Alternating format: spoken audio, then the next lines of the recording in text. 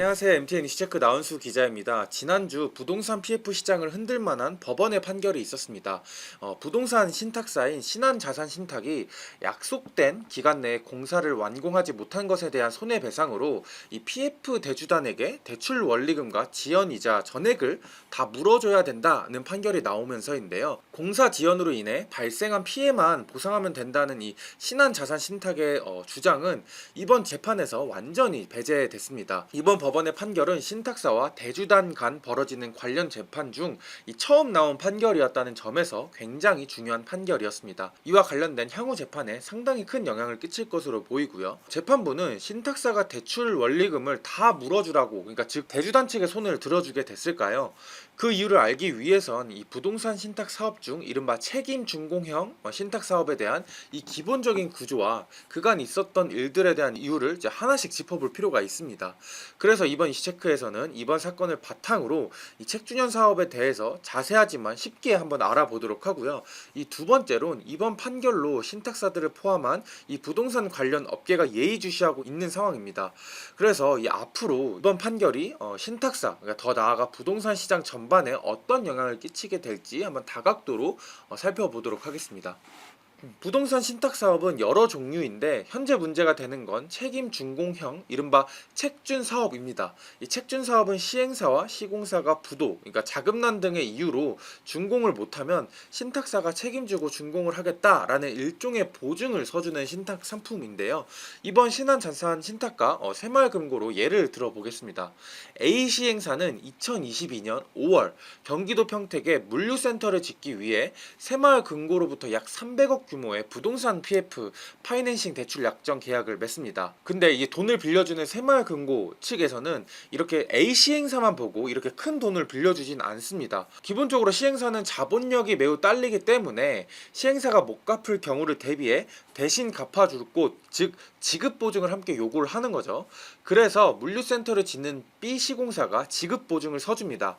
A 시행사가 엎어지면 우리가 책임지고 공사도 완공하고 A 시행사가 빌린 돈 우리가 갚을게 라고 이렇게 B 시공사가 지급 보증을 서주는 거죠.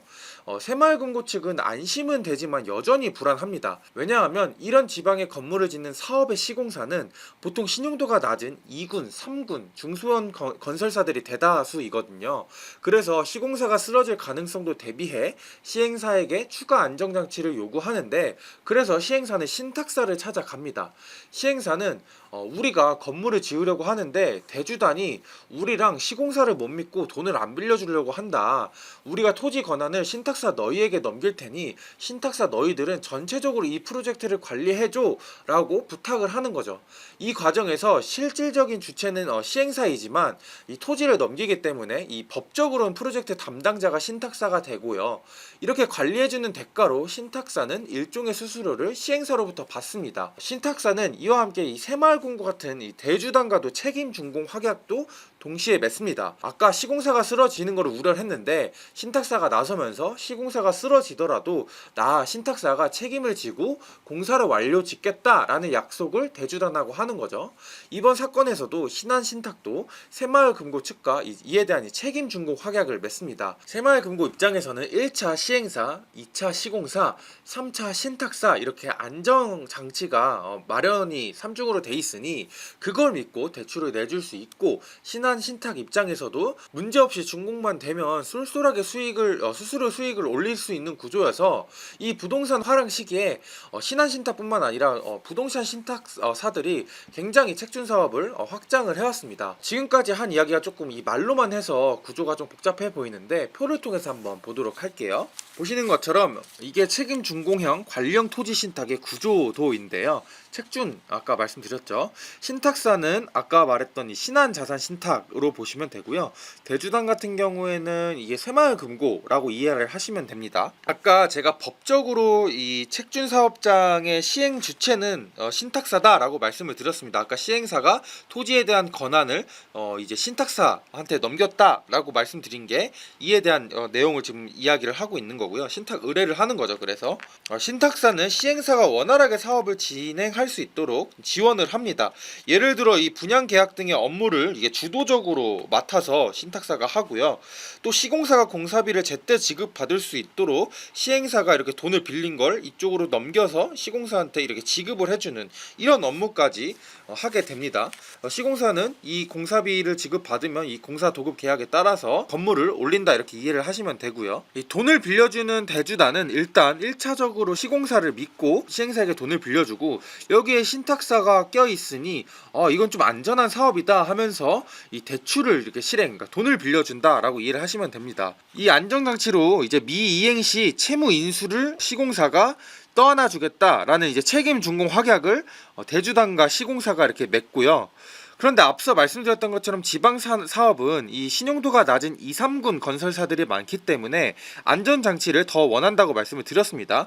그래서 여기서 신탁사가 대주단과 손해배상에 대한 책임 준공 을 확약을 맺는데요. 같은 책임 준공 확약이라고 써있지만 괄호치고 이 내용이 조금 다릅니다. 시공사 같은 경우에는 미이행 시 채무 인수, 그러니까 시행사가 돈을 못 갚으면 미이행을 하면은 우리가 대신 갚겠다라는 내용의 책임 준공 확약을 맺고요. 신탁사 같은 경우에는 이 손해배상에 대한 책임 준공 확약을 맺습니다. 오늘 핵심은 이 신탁사하고 맺은 대주단과 맺은 이 손해배상에 대한 책임 준공 확약이라고 보시면 될 것 같습니다. 시공사가 맺은 채무 인수 책준 확약과 신탁사가 맺은 손해배상 책준 확약은 비슷한 듯 보이지만, 그러니까 책준 확약이라는 점에서 비슷한 듯 보이지만 완전히 다릅니다. 시공사가 대주단과 맺은 책임 준공의 경우 지급 보증 책준 확약을 맺은 겁니다. 이 지급 보증이라는 건 채무자가 채무를 이행하지 못할 경우 제3자가 대신 지급할 것을 약속하는 건데, 이 경우 시행사가 갚을 여력이 안 되면 시공사가 다 갚아주겠다라는 게 이 지급 보증인 거죠. 그런데 신탁사는 지급 보증 책준 확약을 맺은 건 아닙니다. 우선 신탁사와 같은 금융기관의 경우 이 자본시작법에 따라 손실보전 행위 주체가 될 수 없기 때문에 이 대신해서 뭔가 갚아주거나 손실을 메꿔주는 행위 자체가 법적으로 불가합니다. 그래서 신탁사와 대주단이 맺은 책준 확약은 시공사가 엎어졌을 시 신탁사가 책임지고 준공을 완수하고 기한 내 준공을 하지 못하면 이 과정에서 발생한 손해를 신탁사가 책임을 지겠다와 같은 손해배상 책준 확약을 맺은 건데요. 그래서 이번 신탁사와 대주단 간 재판의 쟁점도 이 손해배상의 범위를 어느 정도로 볼 것이냐가 쟁점이었던 거죠. 그동안 신탁사가 대주단에게 손해배상을 했던 적이 없어서 이에 대한 기준이 마련이 되지 않았던 상황이었는데, 그런 의미에서 이번 재판은 굉장히 중요했습니다. 앞서 살펴본 것처럼 신한자산 신탁 역시 새마을금고 측과 손해배상에 대한 책임 준공 확약을 맺습니다. 좀 더 디테일하게 보면 시행사 측은 계약 이후 시점인 2022년 5월 기준으로 16개월 내 준공을 하겠다고 대주단과 계약을 맺었는데 결국 준공을 하지 못했고요. 신한자산 신탁도 그 이후 6개월까지 책임지고 준공 의무를 하겠다고 했는데 이 의무를 다하지 못하면서 이번 소송이 발생하게 된 겁니다. 결국 이 물류센터를 360억 원에 매입하기로 한 선매수인이 있었는데 이 기간 내 준공을 미완료했다라는 사유로 계약을 해지하는 일까지 벌어지고요. 물론 현재는 완공이 된 상황이긴 합니다. 어쨌든 시공사가 무너져도 신한신탁이 기간 내 준공을 완료했다면 이런 문제는 발생하지 않았을 텐데, 결국 대주단 입장에선 약속 기간 내 준공을 완료하지 못하면서 이 손해가 발생했다 라면서 이제 신탁사에게 소송을 거는 일까지 벌어진 거죠. 이번 재판을 둘러싼 가장 큰 쟁점은 앞서 말씀드렸듯 손해배상의 범위였습니다.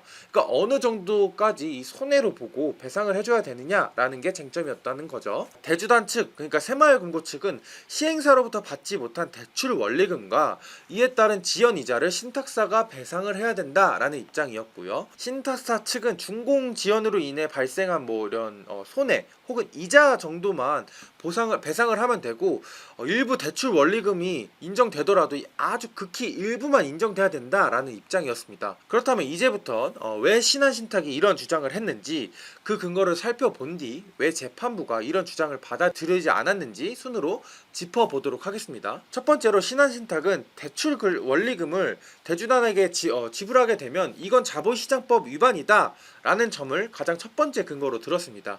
이 자본시장법상 신탁사와 같은 금융기관은 이 손실 보전의 주체가 될 수 없다고 말씀을 드렸습니다. 이 손실 보전이라는 거는 말 그대로 손실이 발생했을 때 그 손실을 메꿔주는, 그러니까 즉 보전해주는 걸 말을 하는데요. 예를 들어 한 고객이 펀드에 가입을 했는데 이 금융기관이 펀드 투자 과정에서 손실이 발생하면 저희가 다 손실을 복구해드릴게요, 이런 약속을 못한다라는 거죠. 그런데 신탁사가 대출 원리금을 대주단에 지급하게 되면 이건 새마을금고에게 발생한 손실을 신탁사가 보존을 해주는 거기 때문에 자본시장법 위반에 해당한다는 게 이번 신한신탁의 핵심 주장이었습니다. 신한자산신탁과 새마을금고가 맺은 계약서 조항에 이 손해배상에 대한 범위를 규정하면서 이 규정에 대한 내용 조항으로 대출 원리금과 연체 이자가 명시되어 있긴 하지만 이건 그냥 단순히 손해 내용에 대한 이제 단적인 예시, 대략적인 예시일 뿐 정확한 명시된 조항이 없었다라는 점도 함께 주장을 하고요. 어쨌든 첫 번째 주장에 대한 내용의 핵심은 대신 갚아주는 건, 그러니까 대주단이 새마을금고가 발생한 손실에 대해서 이 대출 원리금, 그러니까 대신 갚아주는 건 이 손실 보전의 행위이고 이건 자본시장법상 위반된다라는 게 신한자산신탁의 핵심 주장이었습니다. 두 번째로는 실질적인 손해가 발생하지 않았다라는 점도 주장하는데요. 신한자산신탁의 경우 책임 준공기간 내 준공을 하지 못했지만 어쨌든 결과적으로 물류센터를 다 짓긴 했습니다. 그래서 이 준공 지연에 발생한 손해에 대한 보상만 하면 될 뿐이고 이상한 대출금의 경우 물류센터를 매각하면 다 지었기 때문에 매각을 하면 충분히 회수 가능하기 때문에 이 대주단에게 실질적인 손해가 발생하지 않았다라고 주장을 합니다. 그래서 신한자산신탁 측은 실질적인 손해가 발생하지 않았기 때문에 돈을 갚아줄, 그러니까 대출 원리금을 갚아줄 이유가 전혀 없다라는 거죠. 신한자산신탁의 주장을 정리를 하면 첫 번째, 대출 원리금을 갚아주는 건 실질적으로 손실 보전을 해주는 거므로 자본시장법상 위반이다. 그리고 두 번째, 실질적인 손해가 발생하지 않았다라는 주장을 한 겁니다. 사실 지금까지의 신탁사의 주장만 들으면 시행사가 대출을 받은 걸 이제 신탁사가 갚아버리면 이 손실을 보전해주는 행위처럼 보이기도 하고요. 그래서 이 신탁사의 주장이 조금 어느 정도 일리가 있어 보이기도 합니다. 지금까지 주장만 보면요. 그런데 왜 재판부는 이런, 그러니까 대출 원리금까지 갚아라 라고 판단을 했을까요? 일단 가장 큰 이유, 첫 번째는 계약서 내 손해배상을 정하는 조항에서 이 대출 원리금과 지연 이자를 명시해놨다라는 점을 가장 크게 근거로 들고 있습니다. 이미 계약서 조항에 명시적으로 대출 원리금과 지연 이자를 손해배상의 범위로 규정을 했으니 이건 사실상 빼박이라는 거죠. 이건 손실의 보전이 아닌 손해배상의 범위에 해당된다고 본 겁니다. 이 손실과 손해 좀 비슷한 개념처럼 보이지만 법률상 약간의 차이가 있습니다. 아주 그냥 간략하게 말하면 손실은 뭐 투자 손실, 영업 손실 이런 경제적인 손실과 좀 관련이 있다고 보시면 되고요. 손해는 위법 행위로 발생한 피해와 비슷한 개념입니다. 그러니까 뭐 계약서 내에 있는 뭐 이런 발생한 손해, 그러니까 거기서 과정에서 발생한 위법 행위에 대한 피해를 이제 손해라고 본다는 거죠. 그러니까 재판부는 이 대출금 지연 이자를 지불하는 게 대주단의 경제적 손해를 보전해주는 게 아니라 계약서상 위반 행위로서 손해를 배상하는 거다라고 판단을 한 셈입니다. 그래서 아예 재판부는 판결문에 대주단 측은 이런 명시된 조항이 있으니까 신탁사 너희랑 확약 계약을 맺은 거지, 만약에 이런 조항이, 그러니까 대출 지연금을 이제 갚겠다라는 이런 조항이 없었다라면 애초에 시행사 너네들한테 돈을 빌려주지 않았을 거다라는 내용이 함께 담겨 있습니다. 그런데 사실 계약서 조항에 이렇게 명시돼 있더라도 그 조항 자체가 위법하다면 그 조항에 대한 내용이 무효화되는 경우도 있긴 합니다. 그래서 앞서 살펴본 것처럼 신한신탁이 시공사를 대신해서 대출 원리금을 갚는 건 분명히 손실 보전의 성격이 있는데 왜 재판부는 이 신한자산신탁이 대출 원리금과 지연 이자까지 부담해야 된다라고 봤을까요?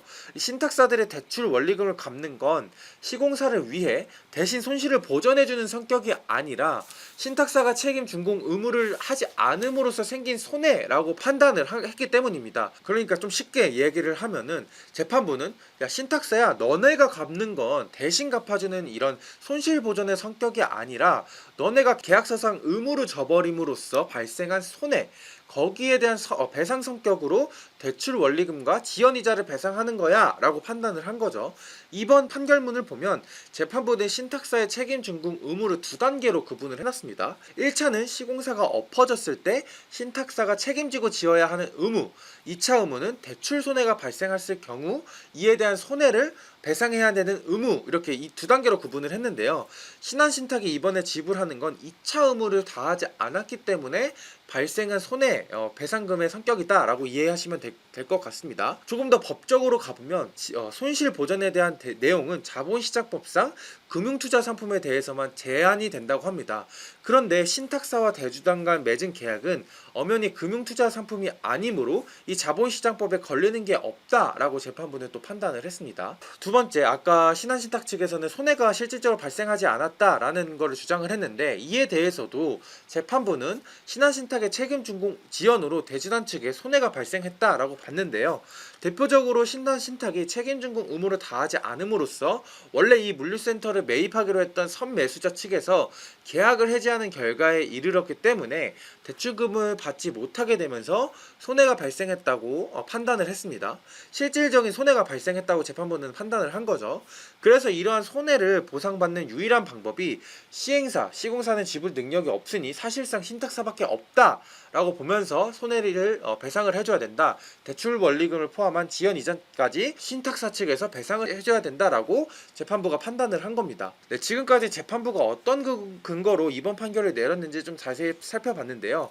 문제는 이런 소송이 지금 줄이어 있다라는 겁니다. 이번 재판이 이와 관련된 첫 재판인 만큼 영향이 굉장히 많이 향후 재판에 많이 줄 것으로 예상이 되고요. 작년 2월 이후 현재까지 제기된 책임준공 소송은 총 13건 정도 되는데 이 손해배상 금액만 3,400억에 달한다고 합니다.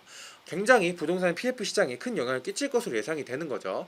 그렇다면 부동산 시장 전문가들은 앞으로 이 미칠 여파, 파장을 어떻게 예상을 하고 있을까요? 이번 판결 이후 한국신용평가는 책임준공 신탁사 1심 패소가 부동산 신탁사에 미칠 영향이라는 보고서를 냈습니다. 아직 1심 판단밖에 안 나와서 좀 단언하기 이르지만 우발 위헌 현실화 가능성이 굉장히 높다라고 예상을 하면서 이 부정적인 상황에 직면했다라고 평가를 했는데요. 우선 재무적인 부담이 가장 먼저 다가올 것으로 예상을 했습니다. 이 기업들은 앞으로 발생한 가능성이 높고 그 금액을 신뢰성 있게 추정할 수 있을 경우 이에 대한 이제 비용이나 부채를 충당 부채라는 항목으로 반영을 해야 됩니다. 이번 1심 재판의 판결이 나왔으니 신한자산신탁뿐만 아니라 이와 관련된 소송을 진행 중인 다른 신탁사도 신뢰성 있는 손해 추정이 가능해졌기 때문에 이 소송 리스크에 대한 손해배상액을 충당 부채로 반영을 해야만 합니다. 충당 부채를 인식하는 만큼 손익계산서상 비용으로 즉각 반영이 되기 때문에 이 재무적인 부담으로 이어질 수밖에 없는 거죠. 한신평은 아직 손해배상과 같은 우발 위험을 신탁사들이 재무제표에 반영하지 않았지만 이번 소송 결과에 따라 충당 부채를 적립을 해야 되면서 회계상 부담이 굉장히 증가하게 될 거다라는 평가를 내놓고 있었습니다. 두 번째는 NCR이 크게 하락할 수 있다는 점입니다. NCR은 영업용 순자본 비율을 말하는데요. 쉽게 말해서 얼마나 위험을 감당할 수 있는지 나타내는 지표인데 이 수치가 높을수록 안전하다는 의미입니다. 신탁사는 법상 NCR을 이제 150% 이상을 유지해야 되는데요. 이 120에서 150% 미만은 권고, 100% 이상 120% 미만은 요구, 100% 미만은 명령, 경영 개선 명령 조치가 취해지는데요. NCR은 이제 영업용 순자본에서 총 위험액을 나눠서 구합니다. 그런데 이 분자가 되는 총 위험액에 대해선 그간 이 손해배상에 대한 반영이 충분히 되지 않았다라는 지적이 있었습니다. 그러니까 실제보다 조금 NCR이 높게 평가가 됐다라는 거죠. 그래서 작년 말 3일 회계법인이 부동산 신탁사 관련한 보고서를 낸 적이 있는데 이 PF 원리금에 대해서 10%만 손실 발생이 가정해도 이 신탁사가 얼마나 NCR이 하락하게 되는지 계산을 한 표가 있습니다. 자료를 통해서 한번 보도록 하겠습니다. 노란색이 조정을 한, 그러니까 10% 손실이 발생을 했을 시 조정을 한 NCR인데 150% 미만인, 그러니까 이렇게 조정을 했을 때 150% 미만인 곳이 23년 말 기준 14곳 중에 9곳이나 됩니다. 그런데 이건 약 10%만 반영이 된 거고요.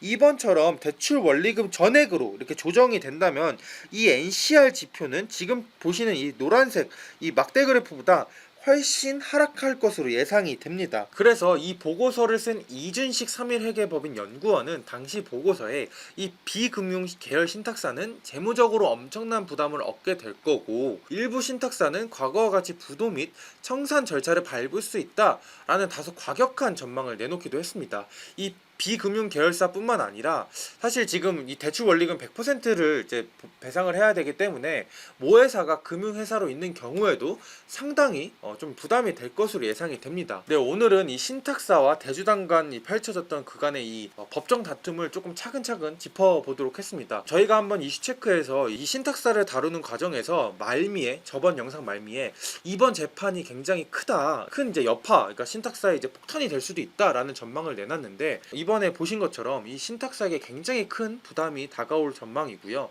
신탁사뿐만 아니라 이 위기가 신탁사에서 다른 이제 시장 관계자들한테 이 위험이 전반적으로 이제 퍼질 가능성이 있는 만큼 더 예의주시할 필요가 있어 보입니다. 이 부동산 PF에 관련한 중요한 또 이슈들이 있으면 하나하나씩 또 저희가 챙겨보도록 하겠습니다. 네, 오늘 제가 준비한 이슈체크는 여기까지고요. 다음에는 더 유익하고 재밌는 컨텐츠로 찾아뵙도록 하겠습니다. 지금까지 시청해주신 구독자 여러분들 감사합니다.